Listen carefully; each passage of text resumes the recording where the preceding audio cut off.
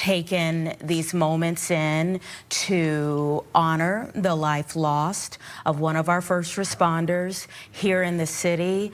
We obviously wish that we didn't have to see these things, but when we have one of our own, one of our city's finest to take their last breath, these are the things that we actually have an honor to be able to bring you, is the community coming out to.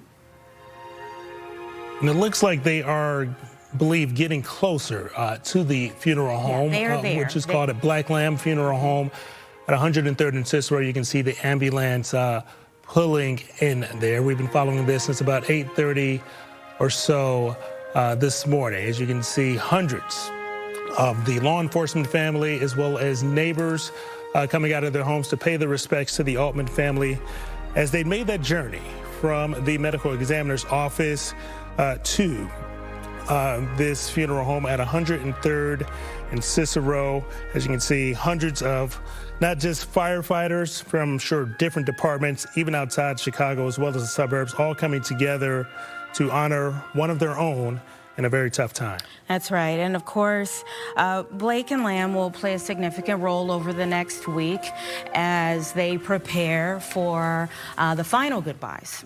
And that will be next Thursday and Friday when the funeral services, the walkthrough for first responders, all of those things will be happening at the end of next week. But this is an important part of the journey.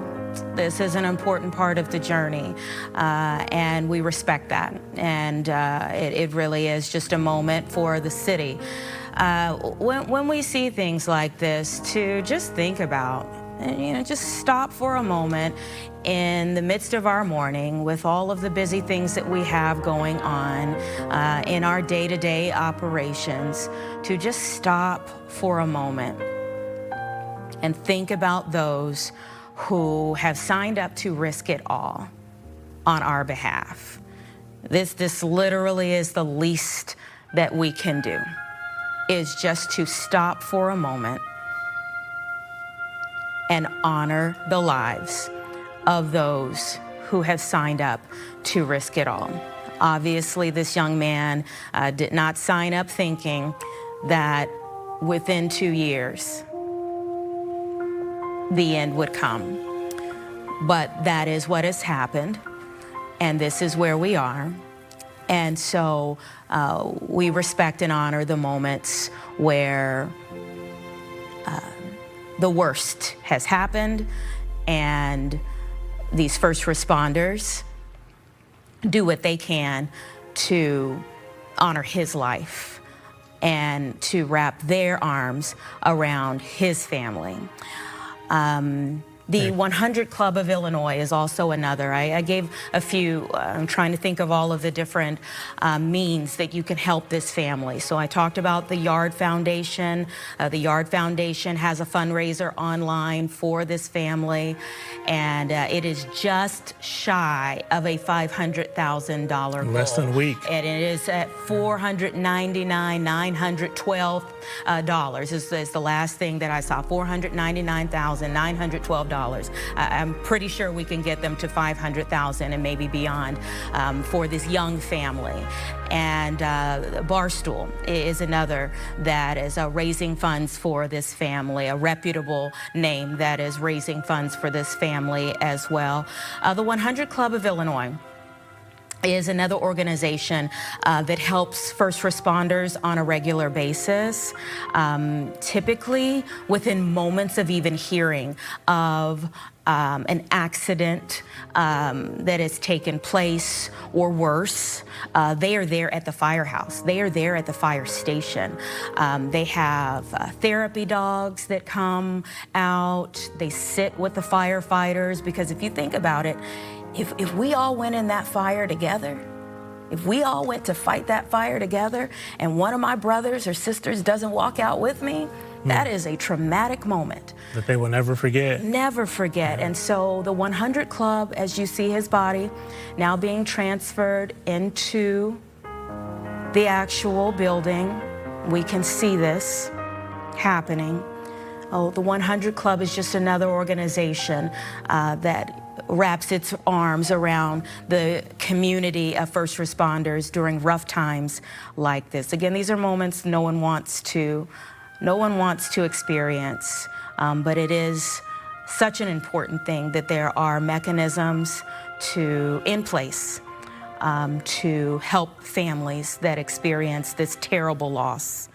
And in this particular instance, a very young family, Brian. Yes, he leaves behind a wife, a 3-year-old, and then a baby on the way. So again, some of the funds raised are definitely going to be able to support the Altman family going forward, because we're going to cover this today and for the next few days, but this is something that they will be dealing with for the rest of their lives. And not just the Altman family, but also the other firefighters who were there with him that day. This is something that is also going to be impacting them as well. So this is just a reminder to thank our first responders, because when they step out the door and go to work every single day, it is not a guarantee that they are going to get back home to their families. So that is why we want to make sure that we take the time out to honor life and legacy, really, that Michael Altman leaves behind. He is a 4th-generation Chicago firefighter, so doing this job was literally in his blood, and it came to an end for him on Monday afternoon as he succumbed from his injuries while fighting a fire in the Rogers Park neighborhood. He was on one above floor and ended up falling to another floor and ended up succumbing from his injuries. Oh, that's right. And so as we have watched these solemn moments today, everyone, we appreciate you staying with us. Again, we will continue to honor his life over the next week with funeral services taking place on Thursday and Friday. We'll be giving you more information about those services and other ways that you can help his family, both today and in the years to come. It is 10:07, though. Let's have our thoughts, our minds, our prayers, if you pray, for this family, for the Chicago Fire Department, and the first responders in our city as they prepare to lay another brother to rest. But that will do it for us here on Good Day Chicago. We're going to send it upstairs to our friends with Chicago Now. They'll be next.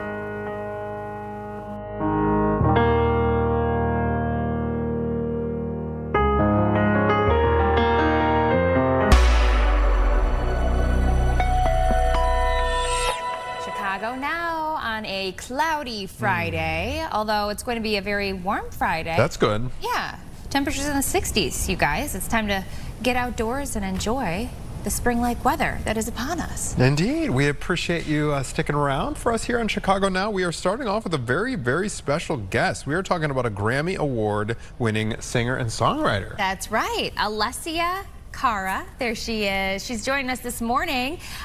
She had global hits like Here, has global hits like Here and Scars to Your Beautiful, but now she's showcasing a different side of her artistry with her new song that's coming out today called Love or Lack Thereof, a new album of jazz and soul-inspired reimaginings of her hit. Good morning to you. Thanks for joining us.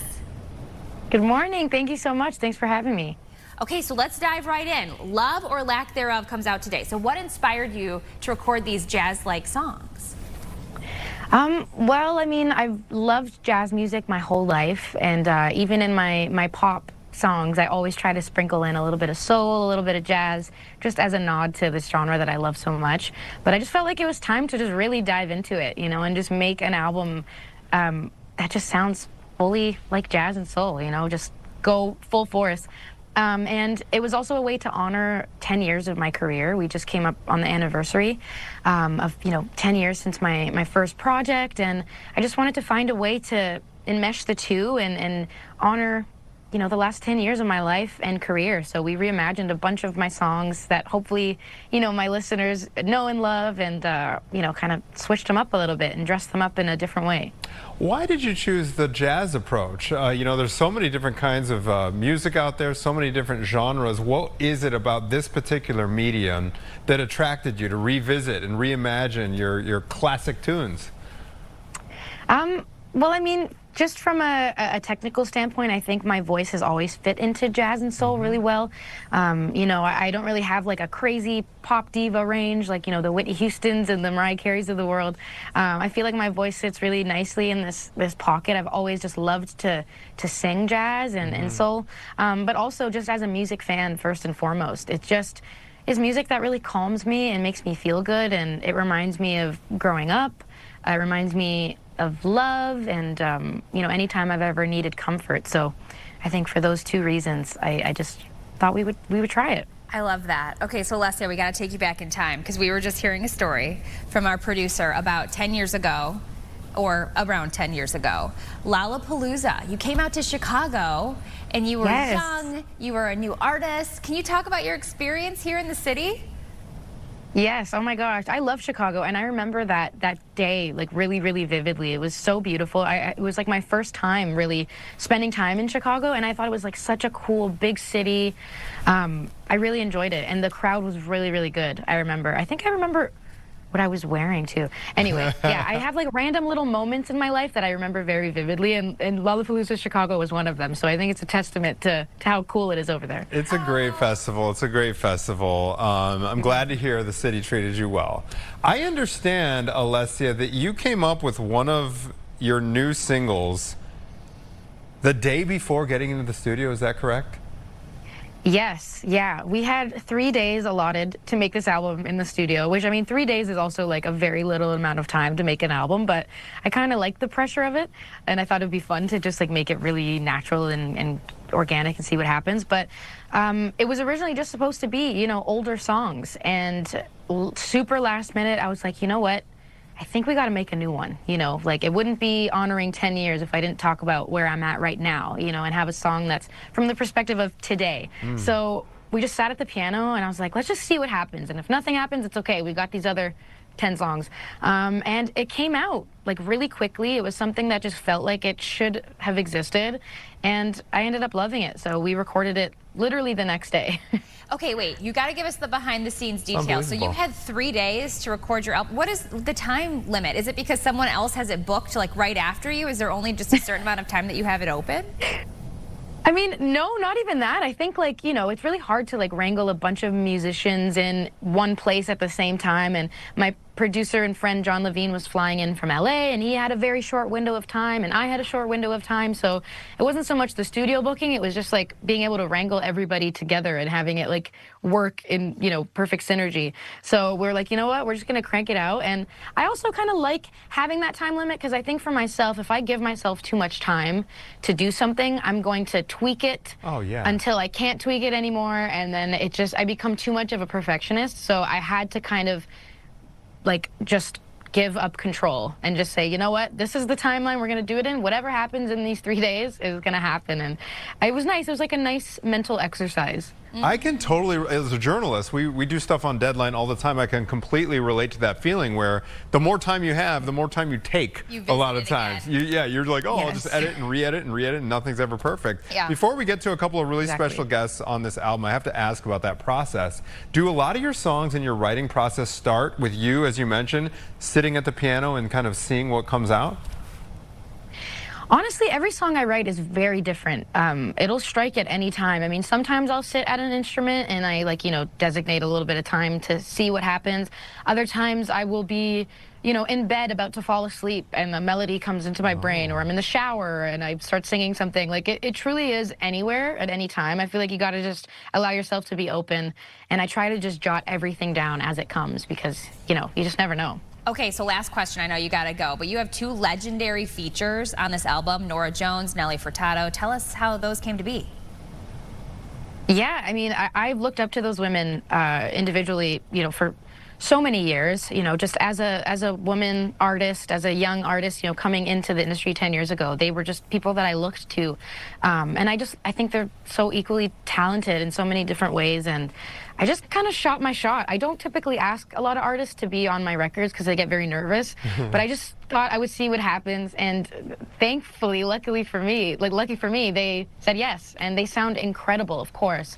And I just feel like it's so beautiful that I get to have this project that lives forever with two voices that I love so much, you know. So much talent on a single album. Alessia Cara, her new album is Love or Lack Thereof. Congratulations to you, and we can't wait to check it out. Please come back to Chicago and visit us sometime, okay? Thank you. Yes, absolutely. I'd love to. Okay, thanks so much. Very good. Congrats to you. Love it. How cool is that? Thank you. I agree that the that jazz genre, the Norah Jones type, that easy. It's just so easy to listen to. Yes.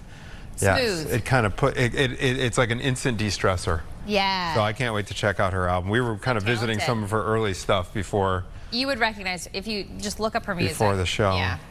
So fun. Very, very good. We have some trenders to get to this during this show. Apparently, Caitlin, Gen Z, they are not doing house parties in the same way that previous generations did the house party. Which makes sense. We need to look up like the age group for Gen Z. Okay, here we go. 1997 to 2012. That's their. Let me wrap my brain their around birth this year. 1997. So they're approaching like 2000. So they're like, okay, if you're born in 97, you are now 19? 29? Wait, what is it? 29. Yeah, 29 years old. Yeah. Okay. So 29. This is a pretty big range. So like basically 29 all the way down to 14. So we're talking like high school, early adult. How big were house parties? You grew up in Michigan, right? College. Was it a big? Was high school house parties? Yeah. Oh, yeah, high school too. Like, yeah, I would say so. It was big. Yeah. Okay, wait, let's see why is this not happening? So to describe what a house party is, dancing on sticky living room floors. That was college for sure. Those frat houses were nasty. Ugh. Yeah. The smell of stale beer. It's just like black from. It was your just part of your. Yeah. Part of your uniform. Sneaking beers from your parents' refrigerator. Yeah. And bumping music on stereos. So Gen Z apparently doesn't do that or even know about it. Not to the same degree as millennials or Gen Xers do. I mean, I remember in college wearing heels. Like, we joke. If you are on social media, if you're a millennial, you know what I'm talking about. In college, wearing stiletto heels and like those tube skirts. I forget what they're called. Those pencil skirts, and tracking through like 9 inches of snow. And ice and just fine. And just the booze. I mean, goodness, it's probably a good thing that the younger generation isn't doing that. Like, yeah, absolutely. And Bacardi and, do you remember those days? Oh, completely. And this is a factor here, apparently. Apparently, one of the factors is in the era of smartphones and social media, as we know, the internet is permanent, and any embarrassing moment can be caught and can live on in perpetuity. So Gen Z has grown, apparently, Gen Z has grown far more cautious in their approach to like these situations. Probably thanks to the parents, right? Well, I have instilled the fear of God into Theo about what he says over texts. Because one of the things, so he's got a watch.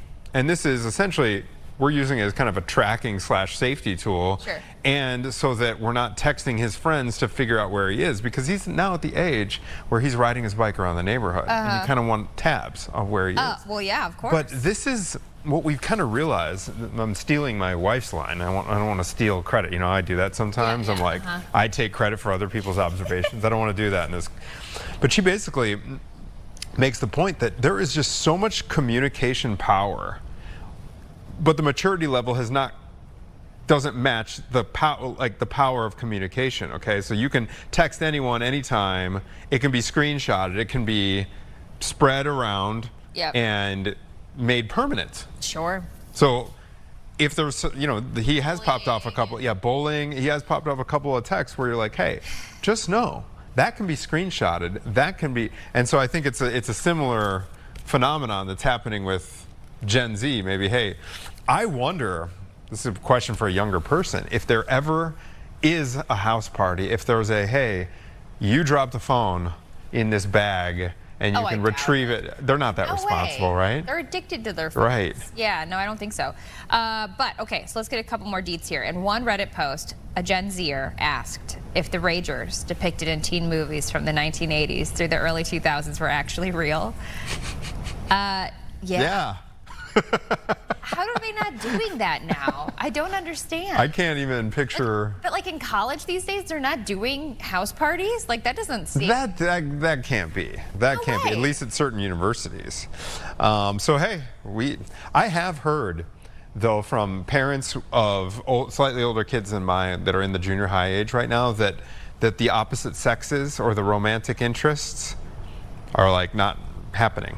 Like they're not. Their hands off. That's probably a good thing. I don't know though, Caitlin, because you want them to have a certain level of like. There's rites of passage, you know. There's those, you know, the slow dancing at the school dance and the, you know, whatever happens behind the gym. Like that's part of growing up. Yeah, it's part of growing up, and I've heard from multiple people. I get that. With middle-aged kids or middle school-age kids that it's not kind of happening with the frequency that it used to. I think that's the smartphones too. I think they are not learning how to interact face to face with one another when it comes to like, ooh, you got a crush on. You don't.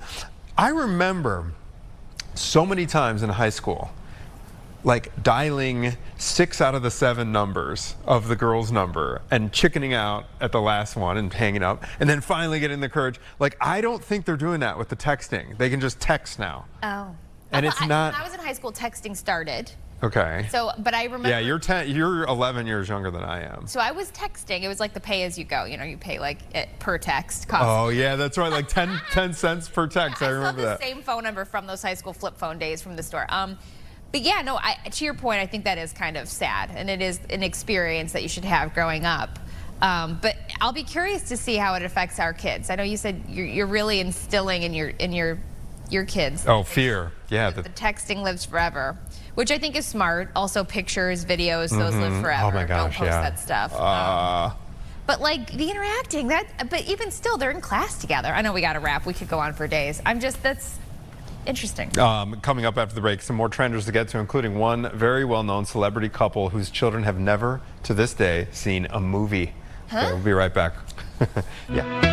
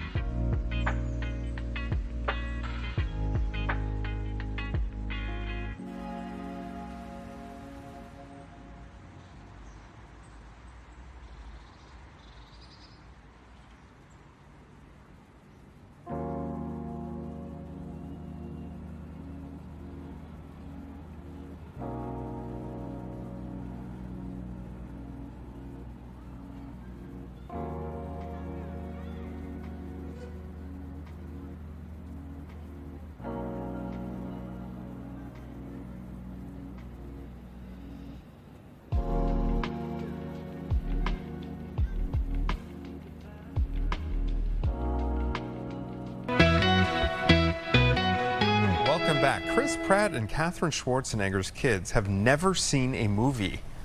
This was just revealed. Okay, granted, their ages 5, 3, and 1. But still. So the one, I mean, listen. Okay, so let me run through the factoids, then we can hash this out. Okay, so he shares 3 children with his wife, Katherine Schwarzenegger, ages 5, 3, and 1. They have a strict, old-school approach to screens and technology. So here it is. They have no regular exposure to movies or screen entertainment. His kids don't even know he is the voice of Mario, because he does star in some of the animated films. He voices those characters. They've been married for the last 7 years. They welcomed their 3rd kid 2 years ago. Now, Chris Pratt does have a child from a previous marriage. He was married to Anna Faris. Yep. And they have a 13-year-old Jack. And Jack has seen a movie. He thinks Mario is pretty cool. So, that said, they do limited exceptions to the rule. Apparently, their kids are allowed to check out Daniel Tiger. Do your kids like Daniel Tiger?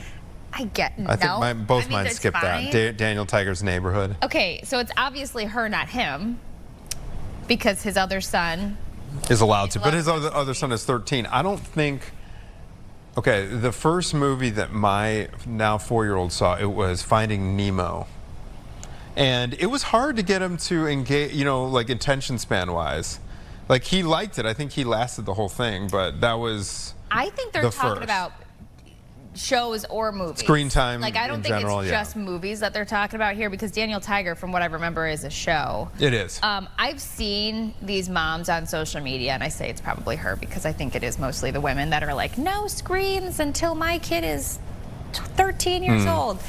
I wonder how this is going to affect them in the future, because what I have noticed as a parent who allows my children to watch TV, when the kids come over that don't watch shows or TV, or they're very limited to their screen time, those kids are sucked into whatever is on the television. Oh. Sucked into because it. You know what?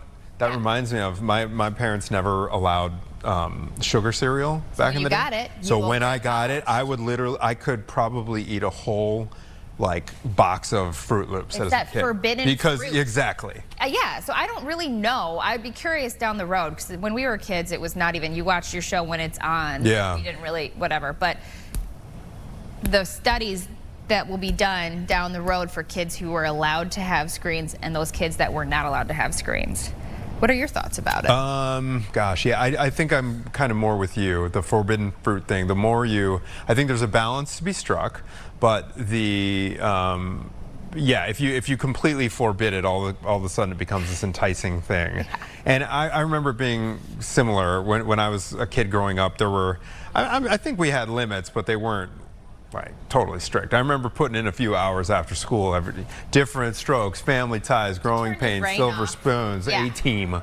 Yeah. Those kinds of shows back in the day. And to your point, there's balance. So, they can't be watching it all the time, but guess what? When these kids go to school, they're going to be on screens. Nowadays, kids have laptops at school. They're learning, watching shows. My kids, the teachers put on YouTube songs and learning things on the TV. Yeah. So listen, this is my theory. Anything that's new in a kid's world, as a parent, I want to be the one who introduces that to them and guides them on how to deal with it, whether it's screen time or anything else that's, something that a child is going to be interacting with. So then you can kind of ease them in and teach them the boundaries. Right. Instead of them giving up that. Yeah. Giving up that. They're going to be exposed to introduction. Yeah. Y'all are. I'm with you. Okay, I understand Gwyneth Paltrow is also trending this morning. Okay, Gwyneth Paltrow reveals how she pulled off Oscar's dress side slit. We have a shot of this? I hope so. She wore a strapless Giorgio Armani gown to the 98th Academy Awards. Oh yeah, look at that. I bet there's a clear thing there. There has to be. So it has this dramatic high slit, if you can't see the screen, running up the entire right side, and she joked in a behind-the-scenes video that it took many people to get her ready. Paltrow revealed that she was essentially sewn into the dress and couldn't use the restroom during the event. Wow. What?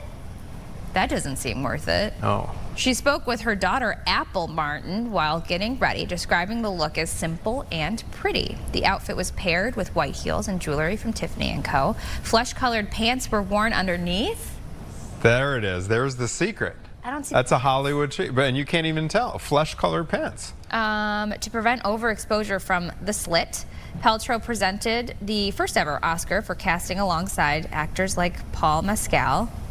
Her film, Marty Supreme, marked her return to acting and earned 9 Oscar nominations. I kind of see like by her armpit, if you look at like the very top. Yeah, there's a little horizontal thing. Yeah. I like it. I'm a fan. It's very pretty, yeah. Caitlin, have you ever been dressed to the point where the bathroom was not an option? Because that's a big, that to me is the biggest sacrifice there. Like, I can't imagine, because whatever, you're going to be sitting there for hours on end. Yeah, I'm surprised. And the answer is no. I think even at your wedding. It's a long way to go for fashion. To go to the bathroom. I'm sorry?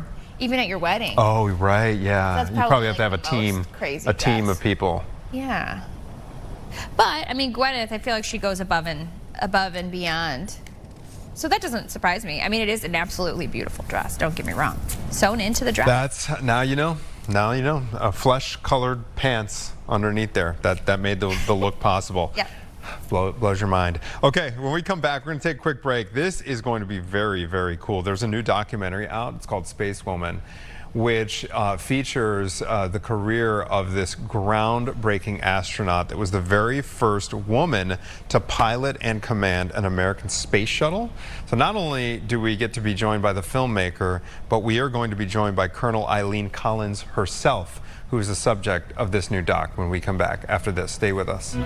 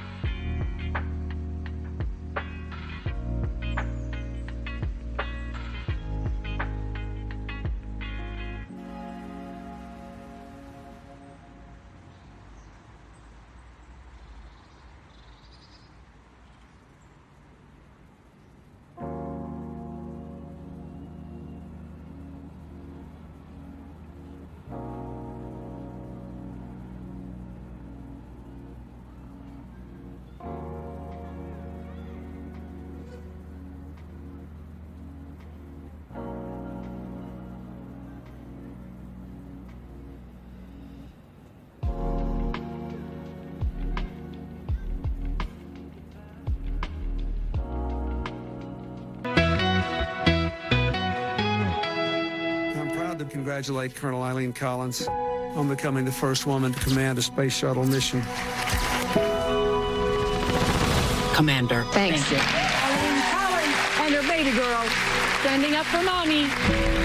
She would tell me to hope for the best, but expect the worst. I've been flying since I was 19 years old. I asked her out 10 minutes after I met her. I said, "You don't waste any time, buddy." An astronaut is a person who does not fear problems, but yet sees problems as challenges. And frankly, exciting. Wow. This is a powerful and inspiring story that reaches far beyond our planet. It's a documentary. It's called Spacewoman, and it explores the journey of a woman who dared to break barriers in the field of space exploration. And joining us now is the director of Spacewoman, Hannah Berryman, and Colonel Eileen Collins, who is the subject of this film. Welcome to Chicago Now to both of you. Thank you so much for taking the time for us this morning. Thanks for having us. Yeah, hi, great to be with you. It really looks like a fascinating documentary. Commander, I want to start with you. You, I'm told, grew up in a working class town in upstate New York. You didn't come from a traditional astronaut background. I'm not sure if there is a traditional astronaut background, but at what moment did you realize that flying was going to be your passion? How did it all begin? Yeah, well, first of all, there is no traditional astronaut background. We come from very diverse background across the country. And we all have different interests, but the one thing in common is flying. And I became interested in flying. I was, probably in 4th grade when I decided I wanted to be a pilot and an astronaut. And frankly, that came from reading magazines and books because my family did not have the money to give me flying lessons. I didn't have any pilots in my family. My dad was in World War II, way back when he was in the Navy, but that was really my only connection to the military. So I learned through books that I wanted to be just like the great pilots and astronauts that went before me. Eileen, I wouldn't be surprised. I have 2 daughters, and both of them have gone through phases. They're both young, 5 and 4, is when they had these issues of wanting to fly. They cry because they see birds flying. They say, I want to fly too. Oh. I could see that as inspiring to when they fly. I want to speak to the person behind, your life. The nerves that you must have had, the emotions that you had being an astronaut. Can you speak to that? I know that's being vulnerable, but what was that experience like? No, I like that question. I think that, because I grew up in, not really a protected life. I grew up in a tough neighborhood. I lived in government housing. We were on welfare for a time. We were on, Medicaid and food stamps. My parents struggled. In the film, they really bring out Hannah's story. She really brings out the fact that my dad, he was an alcoholic. He lived a rough life. So I think I learned to handle, adversity even when I was a very young child. To me, it was what life was like, and I learned from my parents and their struggles. And I think that carried with me through my time in the military. And just, working with men, hanging around my dad all my life and his friends, I think I just, fit in really well in the military and working with men. Hannah, let's go over to you. Can you run us through kind of what made you want to pursue Eileen as a subject here and what your approach was? And I know that filmmakers might go in with one idea of how a project is going to play out. But then, she just mentioned this anecdote about her dad. Were there any tangents where you were like, oh my gosh, we got to explore this more. We have to put more emphasis on this in the final product? Yes. So I'd read the book, Through the Glass Ceiling to the Stars, Eileen's book. And so I knew her story, and I knew the things that stood out for me at the beginning were, coming from quite a tough background and doing some missions that had quite a lot of jeopardy in them, as well as being the first woman to pilot and command. So it was like a great collection of things to explore. I think we were led quite a lot by the archive. Eileen had lots of tapes saved, lots of personal camcorder footage, video calls from space that led us. So I think it became a lot more about a family's journey with her. I always thought it might be, but it became even more that. And then I started to see different ways her background was relevant, so we delved back. So everything alongside the missions was this big exploration of kind of an emotional exploration. I think I wasn't surprised that happened, but I didn't know everything. We were discovering bits of archive as we went along, and we were acting on those. I have to know, Eileen, looking back at this footage, I see your children when they were babies and, going through even your career. What are you most proud of looking back, and especially watching this finished film? Well, without a doubt, I'm most proud of my family. And, the fact that I'm married, I have 2 kids. I raised my kids through my years as an astronaut, which was a challenge, but I had help. My husband helped. We had daycare, we had a nanny, we had the other women astronauts, and even the men astronauts and their spouses were great. We all supported each other, kind of like a big family. And to pick up on what Hannah just said, she was really able to bring out something in Spacewoman, the film Spacewoman. What does the family of an astronaut feel like? Because they're often like neglected or maybe not really thought about, because everyone's like, oh, let's see what the astronaut is like and what they do, which is great, and that's covered in Spacewoman. But Hannah was able to bring out, what is it like when your loved one goes off into a risky mission, doing something dangerous? The spouses, yes, but especially the children. And my daughter kind of struggled with that. And, you know, she was 7 years old when we had a terrible accident and lost the shuttle Columbia. We lost a crew. And then I was the commander of the next mission. And so my daughter, and my son was really too young to understand, but my daughter was old enough. And so her story comes out in the film also, which is something that I probably would not have thought about, but Hannah was able to bring that in really kind of an emotional way that people can really relate to. I cannot imagine being in her shoes after the tragedy, to have my parent going up into space after that. Hannah, you this sounds like she mentioned risk there, that there's some suspense in this story. Without giving anything away, kind of can you paint a little bit of a picture for us what the viewer is going to, it's not just a story here about family, but there's some drama here as well in the way you crafted this, correct?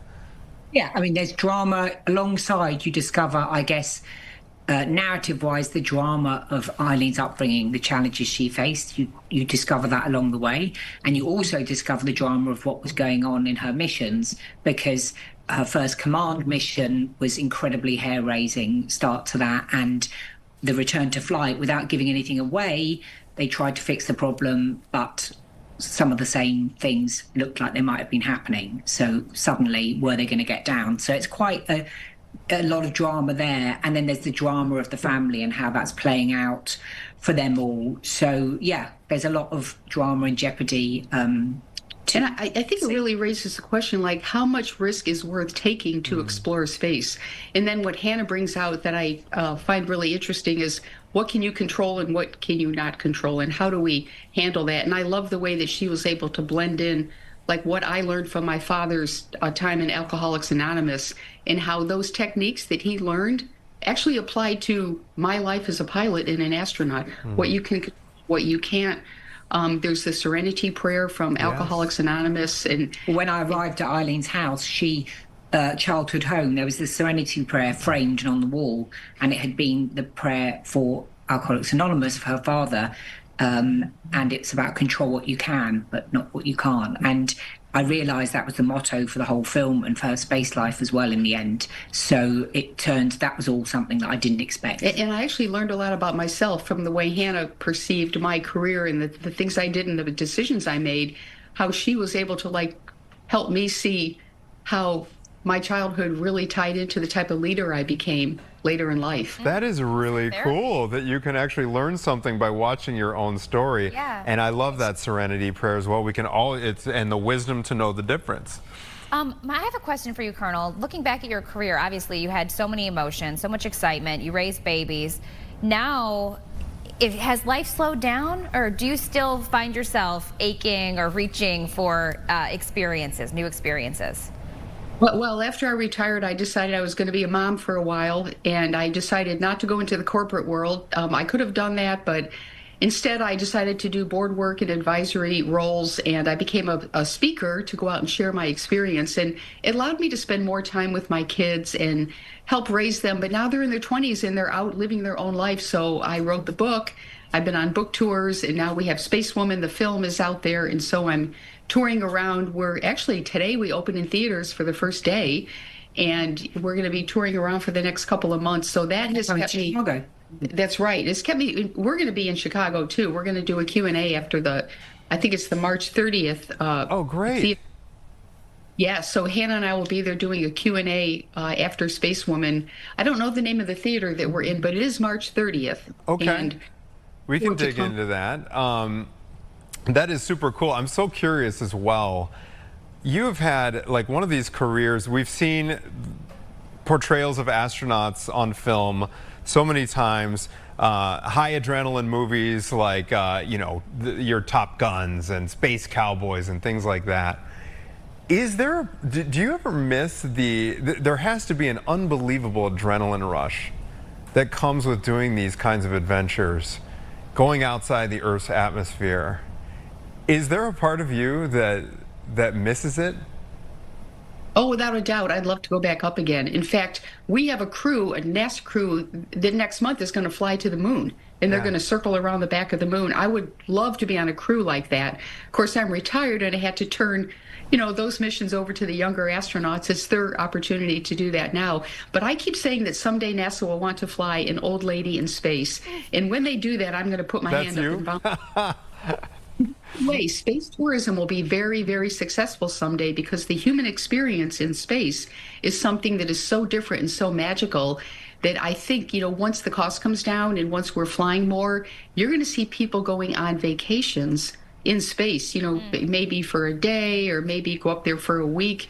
But it's something that I think will be on like bucket lists as you have to do in your life. But it's still too risky today. We need to fly more. Like the early days of the airplanes, it was risky to fly, like back in the 1910s and 1920s.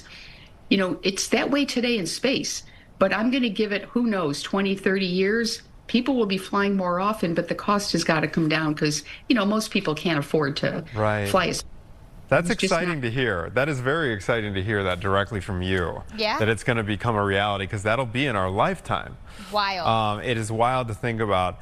Hannah, what else do we know? If people want to check out this film, I understand it goes wide today. How do people find it and check it out? No, there's a site, our website, which is www.spacewoman.film, and you can find all the screenings there. We're going around the country to different Q&As. We're in New York at the moment. We're going to Columbus, Ohio, to Chicago, to Texas, Austin and San Antonio, and to other places. So just check out on the website and see if there's one local to you. There's lots of reviews. The New York Times reviewed it today, which you can see online. And there's a lot of drama, jeopardy, and emotion. It's a very emotional film, so hopefully people will enjoy it. I can't wait to check it out. As a mom, scientist, yes, this is going to be really inspiring. Absolutely. Thank you both so much for taking time for us, and congratulations on everything.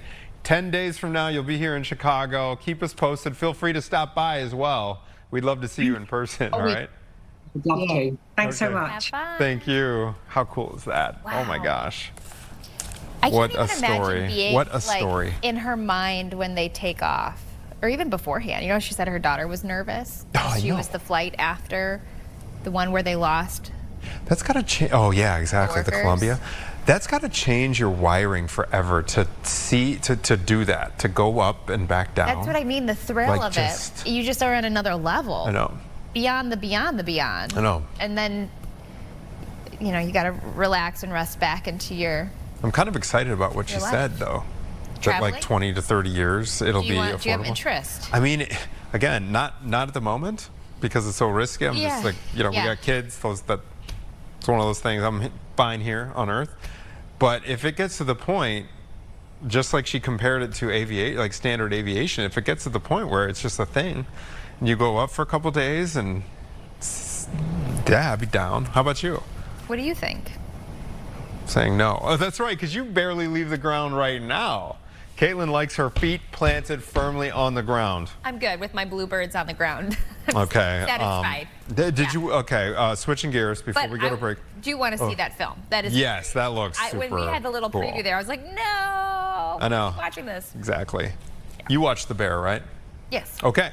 This is cool. We're going to know this next segment then pretty well. If you are a fan of The Bear, you know our next guest. Chef Marcus was his role on The Bear, and he is going, speaking of interstellar, he is going interstellar in a new sci-fi epic called Project Hail Mary. This is opening in theaters this weekend, and we come back, Jake has put together a really cool piece about who we know as Chef Lionel and this new film. So stay with us. We'll be right back after this.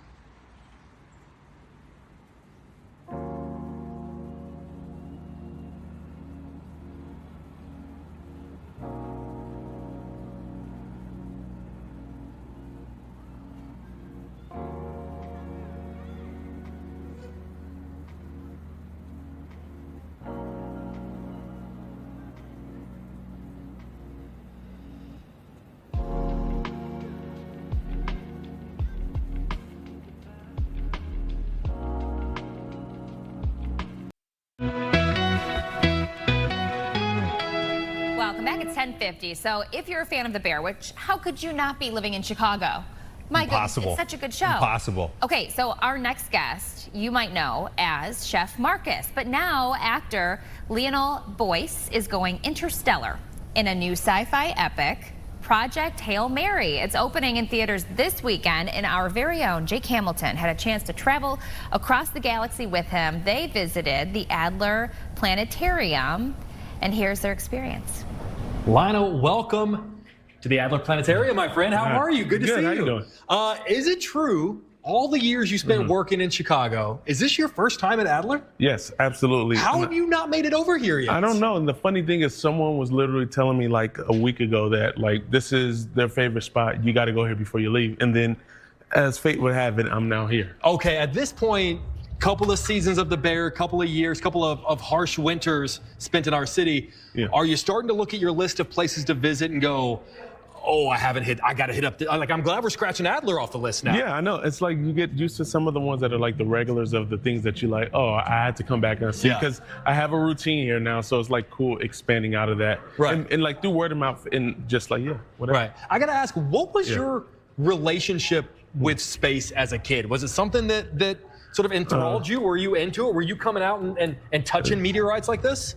No, I wasn't touching meteorites like this. That is cool. But, that's a very specific thing to ask if you were doing. Yeah, I was obsessed with meteorites and just touching. No, I loved space. I remember at one point I was like, I should be an astronaut. I should like leave my family, everyone I know, and go to space. I still love space. Wait, for real? Is that for real? Like, yeah, like you know, as a 6-year-old, of course, is existential in their own way. But no, I've always loved space. I've always had like a fascination with it, and like science and like sci-fi and all that stuff. And like I think it manifested through watching sci-fi. But yeah, I was like, as a kid, I did love space. I put the not an astronaut. I've never done anything. I've never done a space. I can't even moonwalk. I feel like so many of us, our introduction to space is through pop culture. You know, like for me, it was A Galaxy Far, Far Away. It was watching Star Wars on VHS as a kid. What was your pop culture space? What was the movie or the TV show that got you into it? Before I answer that, I'm gonna say it's funny, as you said that, you look out here and it looks like a Tarkovsky movie. It really does. It looks like Solaris, like the beginning. I'm like, oh, I get it. This is the environment. I grew up in LA, so this was not the environment I grew up in, but I get it. But I think the like Star Wars, and then also Back to the Future Part 2. The Back to the Future, like that. It started for me with like the time travel. Yeah. And I thought that was cool. Do we have an expense account? We don't.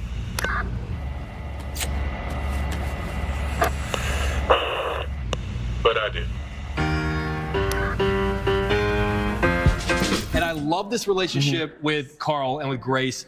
And I feel like that bond that you guys have in the movie, I feel like it obviously you guys are great actors, but I feel like a lot of it comes from, like, you guys had to have hung out casually outside of shooting. No, really? I met him, the first time I met Ryan was on set, like walking up as the cameras, like it's set up for the shot. Okay, this is day one of filming. Right. We met like right there on the spot, but it was cool. He's like a very warm and open guy, so it's easy to like build a rapport with him because he's like very funny, and then he loves improv, and he's just loose, and he's like very approachable, which I appreciate. Where are you guys at on The Bear? How are you feeling about The Bear right now? You said you guys are nearing the end of season 5? Film. Well, we've been here for a little bit, so it's like we'll be here for a little bit more and then finish up filming. Yeah. So we're in the middle of filming. Is where we're at right now. Is it all kind of at this point, 5 seasons in? Is it, you know, like a bike you get back on? Is it relearning? Is it the city? Is it learning the city all over again, or is it just by this point you got it down? It's like stepping back into a life you put on pause. Yeah. But it's like you have these people that you see that you haven't seen in a year, and then you go back into these relationships and these grooves, even with like the certain restaurants that you go to and the things, your eating habits that only exist here and nowhere else. And then, so you assume that, that's why it's like I pressed pause on this and now I'm back to this. And this is ChicagoNOW. Thank you. Do you have a coupon? We don't need a coupon. We're the government. Which government? All of them.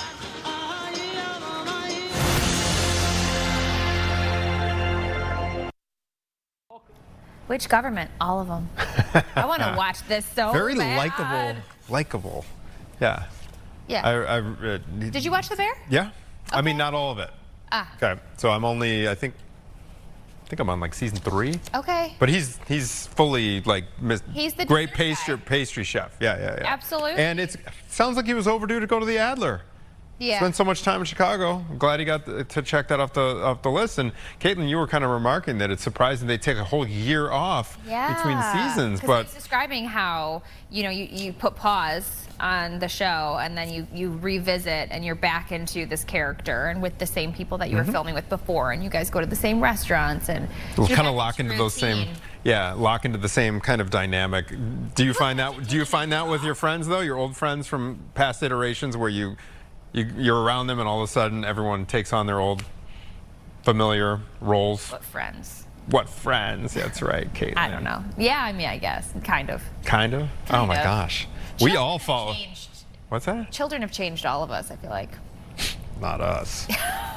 He still has the text threads going with his boys. Okay, before we go, we have to follow up on something that we talked about yesterday morning with Michael Babcock. Yeah. This Taylor Frankie Paul. In the afternoon, I was like, oh my goodness, this is exactly what we were talking about. So this is the newest Bachelorette, okay? We were talking to Michael yesterday about the fact that they decided to move ahead with the season. And that all went to pieces. When was this announced? Like last night? Yesterday, this was announced. They are canceling the entire program because a newly released video shows her, the Bachelorette, Taylor Frankie Paul, on what appears to be, being abusive to the Dakota is his name, right in front of their kid, and apparently the kid in that video gets hit, like physically, by some flying furniture. And so ABC's pulled the plug, and I understand as well that the Secret Lives of Mormon Wives, that has been, her season has been put on pause as well. Yeah. I'm wondering if Michael knew that was going to be released. Well, because TMZ was the one that had it, right? They were the one that broke the story. Yeah. I'm not surprised. Or I mean, you don't have to search far to see this video, and all over social media, if you just take a peek at some of the comments from folks, everyone is calling for the cancellation of The Bachelorette. I wonder how ABC feels about this. They can't be happy. Right. And I'm very curious about the timing of this release. I mean, she's doing I saw her on Kelly and Mark yesterday. She was on other shows. They're doing the rounds of publicity to hype season 22 of The Bachelorette. And Caitlin, let's be honest. The timing on the release of this video is not accidental, right? Or am I? No, absolutely not. Okay. But like, who is picking the time? I guess Dakota's picking the time because he's the one that took the video. And from what I understand, it was from a couple years ago. She released a statement. That's right. Saying that she's going to be able to tell her side of the story. Yeah. And that she's been the victim of abuse herself. We will continue to bring you the latest. Maybe we check in with Michael first thing next week. Oh yeah, he probably knows what's going on. He knows. All right, we hope your Friday morning is going great. We have a happy Friday, everybody. We're almost here for the weekend, and we're going to take a quick break, and another hour of Chicago Now coming up right after this.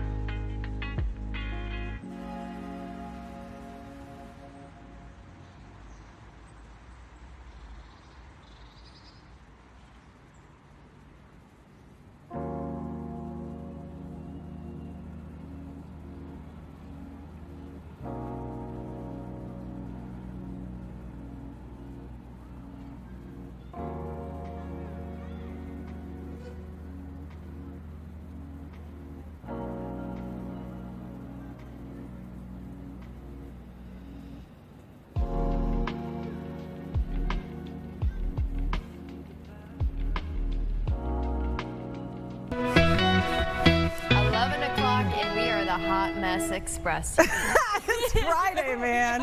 When it's Friday, you never know what's going to happen. Yes, this is me putting some oil on my legs, that good old baby oil. So yeah, I had to run up here because I thought time was running out, and I was wrong. You know what? I had more than enough time. is very busy, you guys, and it takes a lot for you to get here. You think about how much you do in the morning in order to actually physically get here for one, and then also, you know, get your job done too, look forward to what's tonight or what isn't tonight in your case. I had to, so when I got in, well, first of all, I had a very traumatic experience at a donut shop earlier today. I was ordering a drink and I'm sitting there, and all of a sudden I see one of the employees pop his trunk. I won't say where this was at. Pop his trunk, donuts out in the open on racks, loads them out, puts them right on the shelves and starts selling them. And they were in his trunk. They were not covered. They were not properly. Are you talking about like a truck? Like no, this is like an trunk. Actual like a trunk like a of Camry. the car where you put like where you put your old shoes. You know, the soil that you're going to use for your garden. Yeah, a trunk, not a truck. A trunk. Wait a second. Not covered or anything. So that's how my day started. And I've been thinking about that ever since. So then I had to do from that, and then follow-ups. You know, there's a couple of veterans that we've done stories on. One in one case, house in foreclosure, 100% disabled, not supposed to be. So I've been, you know, emailing the bank every day, like, hey, are you going to get on top of this? So worrying about that. And the next thing I knew, I'm like, I got to get ready for the show. I can't be on all these calls, and so I had to break out running. That's why I'm sweating. Because I was running through the building. You look great, though. That's also, nice you have a concert to look forward to this weekend. So I thought Cardi B was tonight. So I told my husband, I was like, yeah, I'm going to take my outfit. So then I'll see you later. And he was like, what? He kind of looked at me like, what? But he didn't say anything. And then I found out from Kinsey and Roman that, whoa, I'm way early because the concert's tomorrow. So maybe I'll be tailgating in the parking lot in my Cardi B outfit. Who knows? Well, you just make sure that you're wearing it tonight, get enough compliments, you know that you're ready for tomorrow. I'm really not looking forward to the outfits for Cardi B. Why? I mean, have you seen Cardi B's outfits? That's true. So you know what you're going to see. I know, but you can still look your best. I don't know. Anyways, we have a lot coming up on the show, including, like you said, Kenzie and Roman are going to be joining us very, very soon. We're also going to be talking to someone at the end of the show. It's a retired Illinois police officers. They are pretty much protecting and transporting cash from cultivators to dispensaries. So it's a whole initiative that's going on. So we're going to learn a little bit more. Maybe you'll see some of these trucks around town. Maybe you can just teach someone something new also as well. But first, we got to talk about C2E2. Yes. Because that's coming to town soon. Yes, it is coming to town March 26th through the 28th. If you haven't heard about this is a big deal. So there are single day, 3-day VIP, and also digital tickets. And we're talking a whole lot of celebrity guests that come out as well. Susan Sarandon, we got Gina Davis, we got Martin Sheen. I mean, the list goes on. This is comics and cosplay. Of course, you know about that. There's even after hours and virtual improv shows, crown cosplay after party. So this is a big deal. And joining us to talk about this is Chris DeLando. He's the events manager at Reed Pop. Hopefully I got your name right. Give me a thumbs up. Ooh, lucky me. Thank you so much for being with us, first of all. We really appreciate you coming on. And then I want to talk to you about this because this has become like a huge pop culture event that people look forward to. Why do you think it's so popular? I think that everyone is a fan of something, right? And pop culture is the great uniter, and C2E2 is a real celebration and a love letter for all things pop culture. You hit the nail on the head. Comics, cosplay, movies, TV, video games, anime. We've got a little bit of something for everybody, and I think that really keeps people coming back. Okay, what's going to be special about this year? Because we know it's been happening for years and years. Is there anything maybe a little extra that people can look forward to? Yeah, we've got an amazing guest list. You rattled off a couple names. I'm going to hit you with a few more. We're really excited about Elizabeth Olsen being at the show this year. We've got the cast of Daredevil. We've got that West Wing reunion with Martin Sheen, Christopher Eccleston from Doctor Who, Steve Burns from Blue's Clues. So a real smattering of all amazing celebrities from all corners of pop culture. You know, I'll be honest with you. I'm always a little intimidated about this particular event because I don't really know what outfit to go for. What would you say makes the best cosplay outfit to come to this event? Well, you are more than welcome to cosplay. It is not required. I think the one thing I definitely recommend to anyone and everyone is comfortable shoes. You're gonna, it's a huge show floor with a lot to see and do, and a lot of walking required. Okay. Is there one person in particular? I know you said you wish that the guest list was more. I mean, what event doesn't? You know, more and more people, more the merrier. Is there one person that you're especially looking forward to that you think the fans are going to go crazy for? Elizabeth Olsen is really exciting for us. You know, she's an amazing actress, and the Scarlet Witch character in the Marvel Cinematic Universe is such a fan favorite. So we're really, really excited to have her joining us this weekend. So maybe there's somebody like, I can't come this weekend, but I still want to participate. I know there's like a pop verse. How can people get in on that action? Absolutely. So tickets are still available if you're able to join us next weekend for the show. But if you can't, we'll be streaming all of our biggest panels, including those celebrity panels, via our sister site, Popverse. You can learn more about that at their website, which is thepopverse.com. So while we would love to have you join us, if you can't, there's totally still a way to participate and experience it. I'm looking at people, they're obviously doing a little shopping. Talk about some of the businesses that you have there, because I would imagine that this is a big, weekend for some of these businesses as well that may not see this kind of a mass foot traffic on a regular basis. Totally. We have about 500 exhibitors on the show floor, ranging from big anime brands like Bandai to comic publishers like Boom Studios to local organizations like the Chicago White Sox. We've also got an artist alley that is about 450 tables, all with creators of comic books and original art. You can go there and get your comic book signed. You can commission an artist for an original piece of art. You can buy comic book pages, and that's all stuff you really won't be able to find anywhere else. This is a little unrelated, but I'm looking behind you and I'm seeing this array of things. Are those like movies? Are those video games? What is that behind you? That is my library of comic books. Awesome. See, I figured it was something related. So you know your stuff, Chris, right? You know your stuff. I have to ask you, I'm getting kind of distracted by some of the video that we're showing and these like really elaborate costumes. I know you're probably all business, but do you get to do a little cosplay yourself and participate? And if so, what's some of your best looks? I will be wearing a staff shirt all weekend, so I will be participating in that. I enjoy watching all of the amazing cosplay we've got over the show. How about one of your favorites that has been there the last few years? Cosplay. You mentioned we have a Saturday night competition, the Crown Championships of Cosplay. This is where we've got the best in the world, and they're competing to go on to the next phase of our competition to compete with cosplayers from all over the world. So these are costumes that people have been working on year round. They're truly incredible pieces of art and craftsmanship. And the folks who make them spend all year on these. They're truly a sight to behold, and I highly, highly recommend that you check it out. I want to go back to the comic books because we saw in some of that video people were thumbing through comic books. Can you talk about some of the rare vendors that are there that maybe you wouldn't get an opportunity if you're not traveling across the country or something like that? You may never get a chance to actually encounter some of what they have to offer.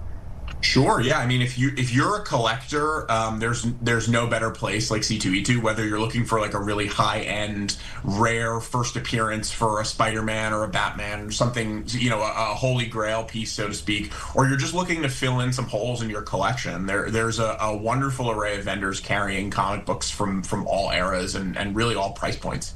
Okay. Put this to scale for us and correct me if I'm wrong. Is there like close to 80,000 people who are going to C2E2 like throughout the whole weekend? Is that a number that sounds familiar, or is that way high?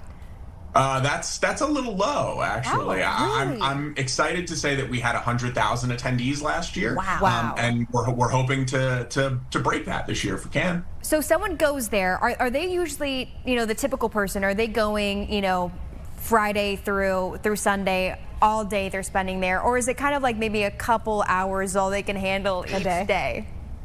It really depends on the person. We have 3-day tickets available. We have single-day tickets available. Our goal is that no matter whether you're coming for a day or 3 days, we really want to pack that day with a lot of activities and fun things to do and really feel like you got the value and had yourself a really great time and sharing your love with the community. So you mentioned our After Dark programming. After the show floor closes, there are after parties and comedy shows and panels and community events, and that's all included with your ticket too. So we really want you to come to the building and just have a really amazing time all day. Chris, I must ask, why Chicago? Why is Chicago, a venue, a place that you come, every single year? What makes Chicago so special? Chicago is just a wonderful town, and the fans in the Midwest are so amazing, and they're so welcoming, and there's a real wonderful community that has cropped up around C2E2. You've got people who only see their convention friends 1 or 2 times a year at cons like C2E2, and they come together to share that passion with each other. I think I speak for myself and the rest of our organization that we really love coming to Chicago year in and year out because the fans are just so awesome. I'm kind of bummed that I'm going to be next weekend, right? Yeah, next weekend. I don't even know what day it is. Last year when you guys came around, people were encouraging me like, hey, Gabby, you should go. Unfortunately, I'm out of town next weekend, but I was like, are you sure? Are you sure? You can participate yeah, that's true. in the pop verse. Yeah, but I'm like, are you sure? Like, I would enjoy it. I'm not really the most well-versed when it comes to like video game characters or like, I don't know, animation, stuff like that, different universes. Is it okay for someone like me? Would I enjoy myself if I went? Because it looks like I'm recognizing some, old characters from Cartoon Network. So even though I don't know every single video game character around the place, it still would be somewhere for just me to explore. Would you say encourage someone to go for the first time? 110%. There is so much more here, no matter what you're into. We have the voice of SpongeBob SquarePants at the show next weekend, Tom Kenny. You saw some footage of our author area where we'll have literary authors signing. We're excited that Andy Weir, the author of Project Hail Mary, the book, is going to be joining us too. So timely with the movie release. So you don't have to. Everyone is welcome at C2E2, no matter what you're into. How can people get tickets? C2E2.com is the easiest way to do it. We also have tickets available in some local comic shops in and around the Chicagoland area. But as you mentioned, 3-day tickets and single days are still available. Perfect. Well, Chris, you have been an absolute pleasure to speak with. And as always, we thank everyone that comes on the show, and we thank you as well. We hope that it goes off without a hitch. Yes. Thank you so much. Hope to see you at the show, or if not, on Pop First. All right, perfect. Chris, I'm going to have to get my outfit planned for next year. Yeah. Right? Or I'll visit the Pop First. Yes, that's true. Thank you. Appreciate it. I didn't even know where I would start with picking a costume, actually. Amazon. No, I'm kidding. No, you have to do it originally. Yeah, you got to do something that people pop off. Yeah, that you're never going to see, in a Amazon storefront or, Yeah, they're totally going to like Michael's, some of these supply stores. I think I think they're making some of these outfits. Oh yeah, or getting it made by someone professionally, which probably costs a lot of coin, but it's worth it. Yeah, I think it's really cool. We should do a rating. We should see if we can find like pictures from Reddit, and we should pick like our top 3 that we see. Or we could do like a fashion segment there. That would be fun. Cool. That would be really ideas. Cool. They're springing on this Friday. All right, we'll be right back after this break. We're gonna have Kenzie and Roman right here.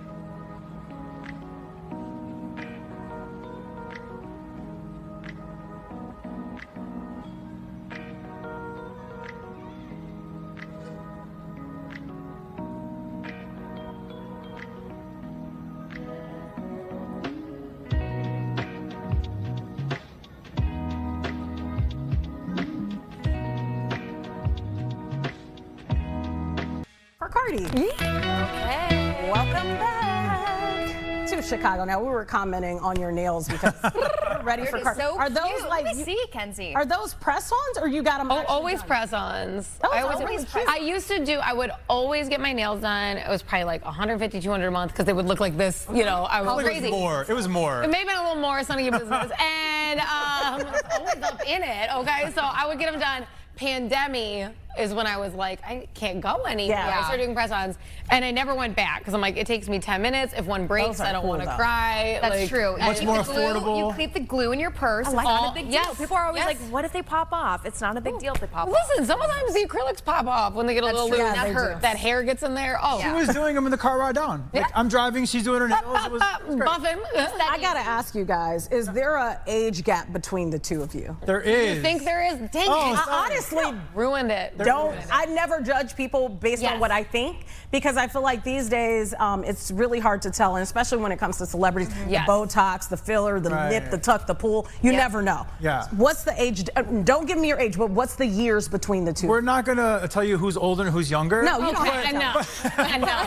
But we actually do have Salt and pepper. I know. We actually do have an 18-year gap. Really? We have an 18-year age. Yeah. Holy guacamole! I was not expecting you guys to say that. We're not going to tell you who's older. But you guys, well, you both look feel good. So like paired, you know, like you would never guess. Like it feels like. Well, we always say he is really immature and I'm mature, so we meet. We meet somewhere in the middle. Yeah. Of emotional maturity. I'm a big kid at heart, and she is mature beyond her years in certain ways, and we do. It's funny because you know they have that old cliche age and a number, but like in our case, we really get along so well. She's my best friend, and I hope she says that about me. And we get along so well that age really isn't anything but a number for us. It's crazy. Did you know this going, like when you first saw each other before you really shared words, did you assume there was an age gap? Yeah, we knew. I I definitely knew he was. Only because we like. He was older. Our boss. You almost said it. Our mutual boss at the time hooked us up, kind of. So like, she knew of me, I knew of her, so we knew like our ages. But that being said, it really never stopped us, right? I mean, no. And I prefer older. If anything, if we break up, I'm gonna go even older. I want somebody tired. Well, you know, and I think leave me. I don't need someone with all this energy to argue with me. That's true. That's true. But I feel also like when there is a huge age gap, you're kind of worried about the younger person because they haven't maybe experienced enough life as the other person has. But it feels like, you know, Kenzie, again, is so mature. Well, that's the thing, is she is mature. In the best way, and she wasn't like a young girl that was going out partying, getting drunk when I met her. She was a career woman, had a really good thing going for herself. She was mature in that. I would worry about that if it was like a girl out there partying and getting drunk every weekend. That wasn't her. We're not big drinkers. So like that wasn't a concern. We actually like the same stuff. Like her parents raised her really well on like some older music and stuff. So we have a lot in common musically. And then also we're kind of homebodies, and age really hasn't messed us up at all. Well, you know, and both working in radio, we were required to go to so many events that's not what you're doing usually like on your free time if you're not supposed to be there. So I think that we both bond over like, oh, we don't have to go anywhere this weekend. Like we like that. So that brings us to this new show on Netflix. I told you I started watching it last night, Age of Attraction. They're not telling the other person how old they are. In some cases, when I started watching, I was like, come on. Can I ask you this? Can I ask you this? Can they see each other? Can they see each other? Or is it a blind thing? Okay. Right. Like even if you look at if you never watch a show and you watch a trailer, there's some where like, you're like, come on, you're 60. Like, do she know? Like, there's a girl on there is like, I wonder if he knows that I'm older. I'm like, girl, we all know. Everybody. There's no secret. This show, they launched this show, and I know that they're trying to like duplicate the Love Is Blind. It's been a huge success for them. So I get like the new concept of dating. I'm like, this doesn't work. We can see you. Like maybe you're off 10 years, but like nothing insane. You're not gonna be like, you're 70? They should have done it. They should have done it like Love Is Blind, where you're just communicating and you don't see each other until you match, and then you see each other. By the way, it needed that. Love Is Blind. Let's be done. Well, you know what? Here's the thing. Guess what? It's not. Love it. You know what we learned? Let's see, you like it. I love that show. I want them to bring me on to like host one of the reunions. I love that show. Well, girl, social experiment over. It ain't blind, okay? Every time it's a problem. We're done asking the question. It's a lot of problems. It's a lot of problems once they see each other. A whole bunch. Do you think that has something to do with why they rebooted the counselors and all of those people? Because you know they redid like a lot of. I think that's the same show. What do you mean the counselors? So there was, or unless I'm getting it confused with another show, a dating show. But there's so many. There's first, so many. first. I love that one. I don't know. Love Married but I think it's that one. Whatever it is. It's Married at First Sight. Married at First Sight. Hold on. How do you have time to watch all these shows? I don't told you understand that's my late night craving. I know, but I just don't understand. I stay up to 2, 3 o'clock in the morning watching it. I need a life. I don't know how you sleep. Like a sleep life. No, she has okay, we got to talk about this though. So there's some serious age gaps. Yeah. Let's run through them. Yes. Okay. So when it comes to celebrity couples, yes. And we're gonna start with the men that are older. That's the old cliche. Then guess what? There's more of them. Yeah. Big surprise. But there are some big women age gaps with the women. Yeah. Okay, so we'll start with the guys though first. The biggest one, Al Pacino. This is crazy. And Nor, I can't pronounce her last name, I'm sorry. I think it's Alfala. Okay. Alfala. 53-year gap. They welcomed the son together in 2023. So that's unfair to that child. He's 85 years old, and she's 32. So he's 85. So he was 82 when they had a baby. Oh, and no. You know what gets me? No way. You know what really gets me about this? Is they have been on and off. What are you breaking up over? Yeah, no kidding. Yeah. What is happening? Well, he's probably set in his ways. Yeah. If you think about it at that age. What is his? You know what? The baby probably has a dad. Ventilator? You know what I mean? Like, what's his? Like, he's a dad, but she probably has, something on the side. I'm not saying I don't know her. Whoa. That's not what I was. I was thinking like a father. Like a Manny. You would need a Manny. It's no way he's chasing that little baby around. Right. And I'll say one more thing. I wasn't doing that with any of his kids ever. Yeah, I don't think ever. Say, like, he's old enough to be her father. He's old enough to be her grandfather. Great. Yeah. Really. All right. So then there's Mick Jagger and Melanie. They just got engaged. 44-year age gap. Let me see this picture. But oh no, absolutely I saw Mick not. Jagger on stage not even a couple years ago, right? That guy can move still. That's great, but he's running around. Well, I wanted to say something, but this is an age-appropriate show. No, let's hear it. Yeah, but. Nothing. Right. I'm not going there. I know what you're going to say. I'm going to stay employed. I think it's going to be like, what can he do? And maybe that's what she likes about the relationship. No, it's the money. But he can't do it. One thing you've shown me about every last couple, these are celebrity couples, and it's the money. You're not dating 83-year-old Bob who's getting Social Security. Right. Let's just be real. That's not going to happen. Yeah. Which is a knock, in this case, a knock on the woman, right? Yeah. Why? Why is that a knock on the woman? He's using her. Do you think he's like, oh, she's the best person ever? What does 32-year-old? I agree. I think it's both ways. What does 32-year-old Nor want with Al Pacino, who's 85 years old? The money. What does he want? The money. Right. The money. Yeah. Right. But what does he want with her? He's like, oh my gosh, you're the companionship. Most intellectual woman. Yeah. Well, but this always happens to women. The second they're using a man, it's a problem. But every guy is always going after the attraction. The rich, the poor ones, the dusty ones. It doesn't matter.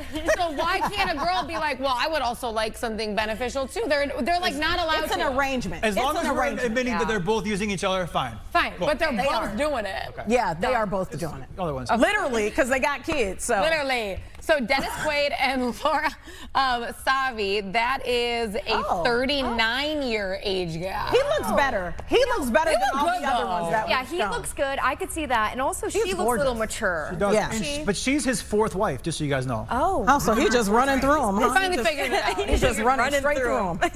The next one is one of my favorites here. Okay, so this is David Foster and Catherine McPhee. So that's a 34-year age gap. They met on the set of American Idol when she was a contestant. Yeah, oh, like yes, I remember her. this. She was great. Yeah. She was great.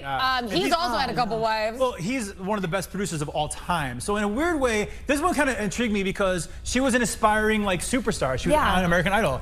And he's one of the greatest producers of all time. So I don't think this one was money. I think this one may have been like, I want to be famous. I want to be the biggest star in the world. He could produce my music. True. We haven't heard one hit from Catherine McPhee. Yeah, though we have. I gotta be like that. I think she's done Broadway. I think she's done Broadway. She has. Okay. So she's had success in other areas. And they tour together now too because Yeah, it's so hard. That's such a vulnerable position to be in, right? To be like, oh, I want to be a rising star. Let me and this is his chance to smash. It could also lead to a connection of you're both really into music and composing it. She does play piano and do this.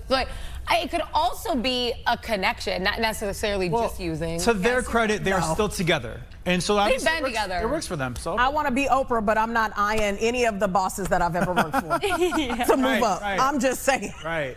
Maybe one day. No. Maybe one day. Yeah.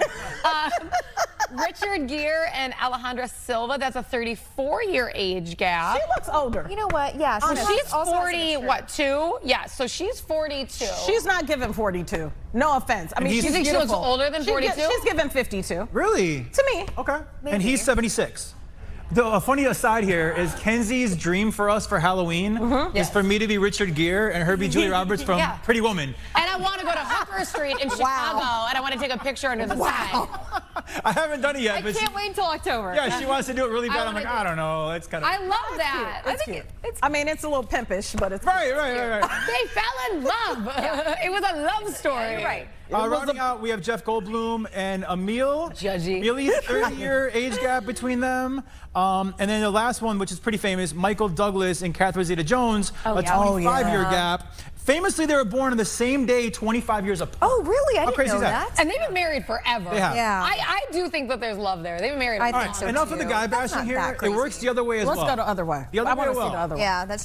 The big one is Cher and Alexander Edwards. yeah. Have That's a obvious. 40-year age gap, all right? She's been dating him since around 2022. She's 79. He's 39. But she's so fine. Look, Oh yeah, look at Cher. she's still a baddie. Still a baddie. Kenzie loves And Cher. you know, I just I love her too, but I mean, she's giving grandma. I mean, we gotta be honest about this. Well, and She's AE talented, but she looks like my talented grandmother. Right. Well, he has love a baby her. with Amber also. With Amber Rose? Yes. Oh, wow. So, question, okay, so really fast. Wait, they have a baby. AE has a baby with Amber Rose. So then that's correct. Cher's paying the child support. Yeah. Because he ain't got no job. So question for you guys, when we talk about like Al Pacino and everything, we are in agreement that the girl wants the money. In this situation, with the younger guy, older woman, do you think it's the same thing? What do you think it is? You know what it is. That's why I turned my seat. Because I got to stay employed. Is he He's in music, also an though. aspiring artist? He's in music, music is and that I Cher's got an it. icon. Because the writing's I'm kind of saying on the I think he wall. wants that even more than money, like the connections of it. Yeah, I do. Yeah, I would say But so. what does she want? Dessert, wants that's a what she young calls man. men. She's always said That's men are right. dessert. Some good old dessert. I support her. A midnight snack. Absolutely. We also have Heidi Klum and Tom Collins from the band Tokyo Hotel. See these A folks. 16-year age gap. He look old as I don't know what. Yeah, right. But She looks so good. He's attracted to her. Yeah, yeah. I don't care. for He sure. is attracted to her. Yeah. For sure. She's a hottie. It was so controversial. She had to turn off her Instagram comments when she announced the relationship because people were like bashing her for this age gap. So yeah, she had a 16 problem with years it. is No, nothing. he does look like a homeless person, though. I He will. does. You're right. Doesn't he? He does. Yeah. Gabby! So he's in a band. I didn't say it. Oh, okay, so I didn't he's a say cool that. homeless He's a guy. cool. There you go. Okay, now we have Kim Cattrall and Russell Thomas, very on brand for her Sex and the City. Kim Yes. Cattrall. Yeah. They have also a 16-year age gap. He but they looks look older good than together. her. Yeah, they do. Like, great. Yeah, they look good. She had a great quote. So she I don't think said, there's anything wrong with she said, he's so gorgeous and adorable. At a certain age, people merge, don't they? So in her mind, as you get older, the age gap matters less and less. I think that's true because you Actually, get that's further true. away from Yeah. grooming. You That's get all true. that. Like Exactly once that. you're a grown adult, it's none of my business. I don't care. A couple of ones that are more current here. Priyanka and Nick Jonas have a 10-year age gap. What? I would have never thought that. Yep. But I mean, 10 years. And he's always liked his older women because he was Kate Beckinsale. He's always dated up. He's into cougars. I think Kate Hudson as well. Yes, I know. He is They're into stunning older couple. women They're stunning couple. consistently. And rounding up our Chicago boy, Gabrielle Union and Dwayne Wade have a Why you look at me? 10-year Why you look age at me? gap. No, I want to see what you say about them. Well, I will say that, you know, it was speculated that she had some work done and she does look more youthful than before. Yeah. She looks good. I think she's always looked She looks great. I'm good. just saying it was a speculation going around. Like with the T on the end. Yeah, she looks great. So there you go, some success stories of age gaps, but it works both ways. There are men are traditionally, I guess, older, but there are many cases of women being older as well. And once we get past grooming, it's none of my business. I only speak up for the real young. Okay. Yeah, the life experience is pretty important. You're right. And I agree the level of with you. maturity is important. Absolutely. Okay, I always say, guys, whenever I think of you two, I think of baseball. Yes. Partially, I mean, I think of like celebrities, all that kind of stuff too, but and radio. But I think of baseball, and then opening day is next week. Yeah, so Fox had an amazing, so exciting, the WBC, the championship game was on Tuesday, and it was awesome. I know USA lost, but our closer, you may not know, our Cubs closer, Daniel Palencia, was the one that closed the game for Venezuela. So it was a really cool Cubs connection, right? Opening day is next week. I thought it'd be kind of fun for us to show up some MLB logos on the screen. Let's see what if you guys know your MLB Oh, you're quizzing teams. us? Yeah. are getting quizzed. She's like, look at her card. Like, I don't think so. I love the answers here. They are not on your card. So, this is going to be great. All right, so that's the first Astros. one. No, Arizona Diamondbacks. There you go. Yes. Good Okay. job. Okay. All You right. were quick, too. Quick with the wrong answer. What did you say? Too confident. How about this? Let's have Tia go first. I feel like you may know a little bit more. I don't know. And then I want your answer, too. All right, So let's next up. I'm nervous. Okay. All right, let's hit him. Detroit Tigers. Come on. I'm sorry, I'm not that You go out. first. Okay. Okay, next. What we got next? Kansas City Royals. Good. Got it. Good job. Let me royal. Okay. There you go. What we got next? What's up next? Atlanta. LA Angels. Yes. Okay. Good The job. Angel, the Halo. Good Okay, job, the good Halo. job. All right, Okay. next. Pittsburgh Pirates. Come on. All right, I good. live there. Good job. All right. Next. San Diego. The what though? Padres. The Padres, Okay, yeah. All right. I don't know if she would have hit Padres. Yeah. Come on. It couldn't be the Chargers. That's not their colors. All right. And they're not in San Diego anymore. Canada. Canada. What's the? Don't say it, because I know it. Blue Jays. Blue Jays. Yes. What city? Toronto. There you go. Got it. Very good. Very good. Next. Oh, I don't know this. You don't? Georgia. Finally. G. Here's a clue. Georgia. It's a newer Wings. name for an existing franchise. It's a Oh, Something with Guardians. wings? Oh, What's it? okay. I don't remember. The Cleveland Guardians. Oh, Cleveland Cleveland. Guardians. Oh, Indians. That's right. The whole not seen controversy. that logo. I lived there too. I should know Don't get that. twisted. I thought you were going to get The that. Cubs beat the Indians in the World Series in 2016, but now they're the Guardians. The Guardians. Okay. All right. Next. What else we got? Red Sox. Come What on, city? Boston. All right. There we go. All right. What else we There's got? so many of us. I didn't know that. Orioles, Baltimore. Oh, good job. Okay. Come on. Good job. Quit playing with me. I know these. I know what. Now we're surviving. Tia knows a lot of these. Yeah. You're crushing it. You're doing good. Any more? Do we have any more? Or is that the last one? Please let it be the last one, because then I can feel really good about myself. Here we go. Okay. Colorado What is that, a Rockies. C? There Yeah, you go. Colorado I Rockies. don't think you knew that. I'm used to purple though. They have purple in do there. have purple. You're right. Yeah. Yes. So that threw me off a little bit. That was fun. That was fun. That was really I'm not an idiot after all. When it comes to baseball, I do not my love- favorite sport. I do love the Angels one though. You're like Atlanta. Yeah, I was. That one's tricky. The though. halo is good though. That was good to figure that out. That's true. And also, I always say Anaheim, but they're technically LA, right? But they're in Anaheim. You're right. Anaheim For a while, Angels. they were like the Anaheim Angels of Los Angeles, but now they've gotten rid of that. That's too They're the Los complicated. Angeles Angels. Okay. That's what it should be. What a down against Los Angeles. They have And so many actually, teams. back in the day when I was growing up, they were the California Angels. Oh, but really? they've changed it. I didn't know that. Yeah, absolutely. Wow, that was a long time ago. No, I'm kidding. Age Going gap. back to that age He gap. used to type it and then he move it back. All right, stay with us. What we got coming up? What else are we talking about? Fun stuff. Good stuff. Oh, we have something that Oh you yeah, submitted, we that got you to talk submitted. about, is it Jeffrey Epstein or is it not? Oh. The video that went viral. We'll have that right after this break. Stay with us.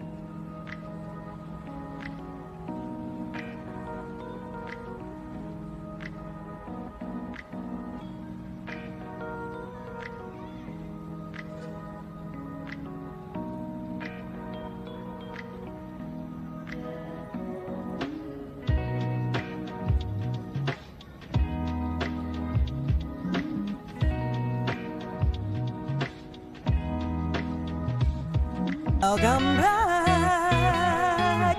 Okay, it is 11:36 on a Friday. Listen, when it's Friday, I get crazy. I can tell you're singing a lot. You're singing a lot. Yeah, that's because it's Friday. Okay. I'm ready to be done with the day, but I'm not ready to be done with us. She's like, get out. I'm ready. Wrap it up. You've been scouring the internet. I'm always scouring the internet. Yeah, you are. And I saw this and I thought, man, that's Jeffrey Epstein. They done found the man. He's not dead. He's been that kind of like, you know, a lot of people feel that way, that there's some type of like speculation there.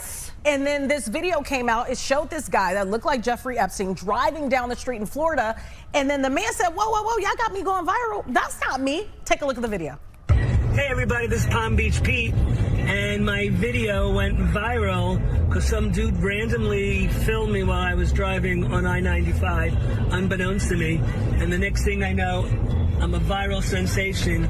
I had my phone down for about 4 hours, and I didn't know my phone was blowing up with all these comments from that video, so I got a lot of traction. It's pretty crazy. Thanks. So you're not Jeffrey Epstein? I'm not Jeffrey Epstein. I'm Palm Beach Pete. I think Jeffrey paid him to say it. You can't tell me that's not Jeffrey Epstein. It's a spitting image, right? I think they found Palm Beach Pete after Jeffrey found out that he was going viral. Well, maybe. What's Jeffrey gonna say? You got me. Yeah. So let's be. I'm out here. Yeah. Let's be for real. Like Jeffrey Epstein, if he's still around, allegedly, as some people think, would he be in the United States? Yeah, he'd be gone. In Florida. Yeah. Well, I don't know. He could be getting away with it. Well, the thing is, like that's such an Epstein thing to say. Is like, no, it's not me. It's so Epstein, you know? Yeah, like, right. But like, honestly, You say it like you know the man. You don't know him. I don't know. But like, it was a joke. But bottom line is, imagine being this dude, Palm Beach Pete. Yeah. Palm Beach Imagine Pete. being him, and you actually look like one of the worst people of all time. Yeah. And having to like live that way for the rest of your life now. That's got to be a really weird. Because you know, people see him every day like, oh my gosh, that looks like Jeffrey Epstein. That has to be happening daily. Yes. I'm happy that he came out and cleared it up, but I don't think, you know, the similarities will go away. He'll be in the grocery store, and somebody's going to be like, especially if he travels. Yeah. Imagine him in a different country, like on a trip. Oh, yeah. Somebody's calling the CIA. I'm sure when TV, you guys get recognized when you go out in Chicago and stuff. But that's you kind of feel someone looking at you. He has that, but in a weird way now. Where people if I were to see him, my stomach would drop. Yes. Like that would be horrible. Right? And then you don't know what to do because you're like, should I be reporting something, or am I like gonna get an innocent man tackled at Whole Foods? Like what's gonna happen? I'm happy that he's okay, and because that could have went left. Palm Beach Pete. Unless it's Jeffrey. He's nice. He's nice, but he also is kind of milking this now. Like, I'm Palm Beach Pete. Yeah. Honestly, he should. I mean, he might be able to make quite a name for himself. Off of being that guy? No, but make like funny videos. Yeah. And the second I see him on an island, it's over. I don't trust him. Look at it. The interior of his car looks pretty nice. Yeah, he's looking right? good. He's Look doing at him. okay. He's Palm Beach He's also Pete. in Palm Beach, so he. I would expect nothing less from Palm Beach Pete. Nothing But what we're seeing right now. Okay, we got to talk about a real celebrity, because Jeffrey ain't one. Cardi B. I'll let you guys take over. Every time I say her name, I can't repeat the song that I think of, but I think of a song. Da-na-na-na.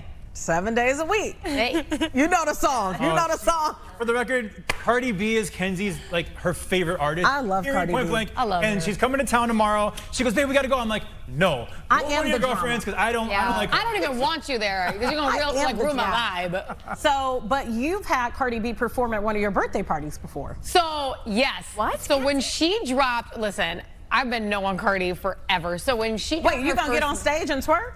She won't let No, she will not. No, she will not be doing that. I would. She pulled me up there to go. She's married now. So I got Cardi B to perform at my birthday party in Tampa when I turned 22. Wow. She had just dropped her I can't say the name of her EP. So she dropped her EP. Okay. I'm not forgetting the name. I don't think I'm allowed to say it. No, you're not. So she dropped an incredible EP. And she performed at my birthday party, and it was funny because I was working at a hip-hop station in Tampa at the time when I got her to perform. And every spring break, we did something called Wild Splash, and it was like our version of like a music festival. We'd have like 5 or 6 acts. So she had already performed at my birthday party, and they were like, you know, we have $5,000 left in the budget. Who should we bring? And again, she's very new. This is like almost like maybe debuting Love and Hip Hop. Like she was new. Wow. And I go, we should bring Cardi B. Like I'm telling you, women love her. It's harder to get women on the hip hop lineup back then. Like you're thinking like 10 years ago. Like now you see more female artists emerging, and I think it has a lot to do with Cardi B. But I mean, it would be so good to have like a female there. Like I love her. And everyone trashed me at the company. My boss is like, we're not hiring some stripper. And I go, oh, you love strippers. All of a sudden you're too good for strippers? Because I've seen you at our work parties, but okay. So I got like, just hated on about trash and she won't be anything. And it's embarrassing that I like her and then all this stuff. Next year, the following year, 1 year later, she was our headliner at that same festival. Wow. After he trashed me. And I was like, well, we can't even afford her. Wow. Yes, it was crazy. So I've known her for an incredibly long time. Don't doubt Kenzie. Okay, so how is she? Has she changed since then? No, visually the best. Visually, yes. Yeah, but her music is. Well, I know, and we sent it a picture. I don't know if they're gonna pop it up, but I have Cardi B with definitely her first nose. You know, I said like at my birthday party, and I support that. Like I love how honest she is. Girl, she's been honest about everything. Yeah. She's not hiding a single thing, but she has always been her. She may get a new nose, she may get those teeth fixed, she may do whatever she want to do. But at my birthday party at a club, this girl took her shoes off when she got there, walked around the whole club holding, there it is. There she is. She looks so good. Y'all both look good. Cute. She was so cute. Baby still cute. Baby Kenzie. That's me, my girl. But she took, and then that's a year later, she was hiding her pregnancy. That's why she was Hillary Clinton it with a suit coat. Because that's not her normal outfit. Oh, that was just my girl. I can hear her laughing through that. we just had a ball. But she had her shoes off walking the whole club holding a Modelo the whole time. And she's even shorter than me. She makes me look like tall. It's crazy. I'm going to hit her up. I know you said no to the dancing on stage, but I'm going to go in her DMs and see if we can get on that stage. It would be my dream. It would be at that show in all leather. You have a funny story too where like you performed in Orlando as Cardi B and people thought you were her. Okay, so what happened was... You got that picture? What? I don't have that. You should have brought that picture. I know. Okay, so what happened is we also did something called Last Dang Show. Okay, that was a different concert series that we did. And the Migos were performing. They were supposed to be on stage, and they text us and go, listen, we're leaving Atlanta now. This is in Florida. Well, you're leaving now? You're supposed to be on stage now. 3-hour delay for the concert. So we have like our DJs out there doing stuff. They're trying to keep it hype. I go, what a nightmare. Oh yeah. I go, listen, I'm like, I had like my weave down to my knees and all that stuff. And I'm like, long nails. I did, you know, and I'm like, oh, you know what? I'm gonna go out and I'm gonna do Bodak Yellow. So I went out and I did Bodak Yellow. But I didn't realize, like I thought people would know it was me. People are like, Cardi showed up because they're far away. So I have black weave down here. I have like a leotard on. I'm just singing Bodak Yellow. I thought it would be fun, but I'm like, ugh, I like totally, people thought that they saw Cardi B perform and I'm like, I'm so sorry. I was like, let me not take this from you. I'm sorry. Oh, that's hilarious. That's actually pretty good. Yeah, I want to see that photo. Yeah, that's a video we should bring in. Yeah. Yes. The outfits are going to be crazy at this concert, though. What are you wearing? You're going. What are you wearing? I'll just say this. Because of what I'm wearing, I am going to wear a mask. Ooh. And if you see me, act like you did not. No, you didn't. Oh, what happens at Cardi stays at Cardi. That's right. You see her and you can show my picture. That's why I was thinking about going to see her in Canada next week, to be honest with you, because I feel like it's a safer space to be myself. Because I know every song. Yes. Like, I'm going to sing every single song. And I don't need judgment from the peanut gallery because they feel like that's not if that's what I like, that's my little thing. Because everybody has their thing. Right. If that's I'm not drinking and driving. I like Cardi B. And some of the lyrics are a little salacious. Now, I will say, since becoming a mom, songs that are salacious, I do not listen to around my kids in their salacious form. Yes. But when I get down, I like to get down.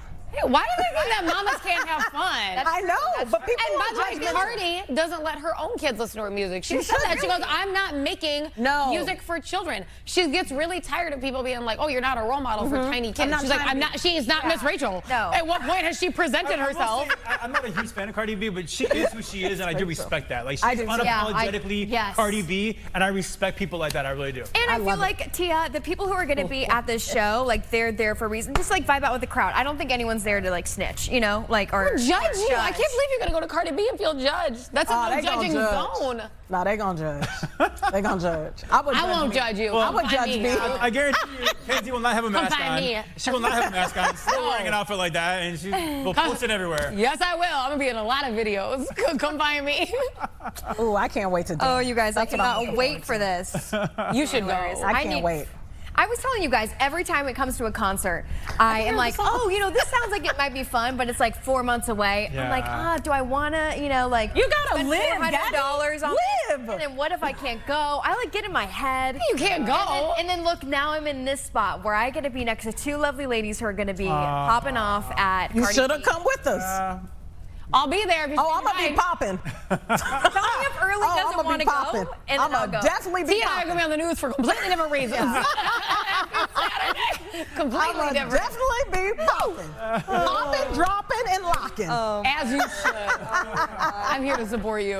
All right, we got to talk about Lollapalooza. First of all, did you guys get that like sucker that they had going around? They had a sucker, and then you put the little earpiece in, and then like it would play music to let you know who was going to be part of the lineup. That's adorable. I didn't that's know crazy. that. They were passing them around downtown. Dawn Hasbrook did like a whole test of it. She said Kendrick Lamar is what she thought she heard, but he's not even there. That's I'm like, not girl, on the that's list. not Not on the list. Here is who is there. Lollapalooza is going to be on Thursday. The headliners are Lorde and Chicago's very own John Summit. He's a very, very big EDM artist. Yes. Friday is Charlie XCX and the Smashing Pumpkins, who you know Billy Corgan pretty well. I do know Billy Corgan pretty well. So, and it was really fun because they announced the lineup on his birthday this week. Oh, that's cool. So that was really cool. And the last time they headlined was 1994. So it's been a long So she never saw him perform because she wasn't born yet. Yeah, at Lolla. I've seen them perform. At Lolla. But I did not get to go see them at Lolla. Saturday is Olivia Dean. She's actually a really big pop R&B artist. And then Sunday is Tate McRae, who's a huge pop artist. So they have a good group of headliners. The 4-day passes are already on waiting lists. Already like sold. Yeah, they sold that fast. But 1-day passes are available. 2-day passes are available. Tickets are on sale now.